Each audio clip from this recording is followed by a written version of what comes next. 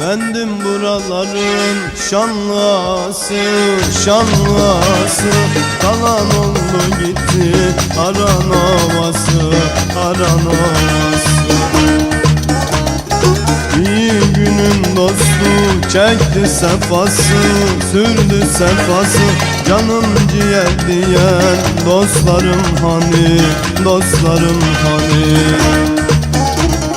Caney caney caney işte meydan ey. İyi günün dostu dar günde hane, dar günde hane. Cane cane cane işte meydane. İyi günün dostu dar günde hane, dar günde hane.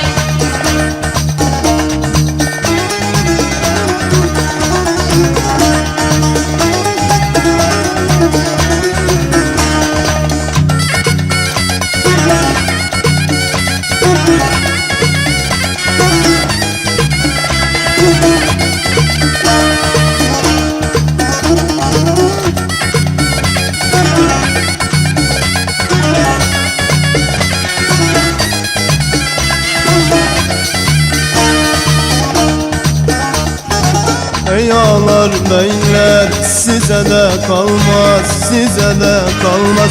Dönenler dönerdi bir sultan dönmez, bir sultan dönmez.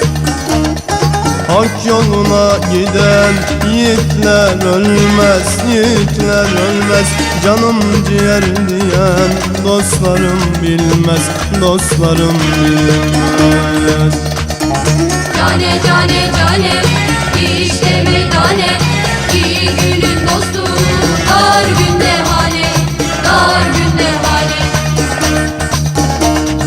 Cane cane cane işte meydane. İyi günün dostu dar günde hane, dar günde hane. Cane cane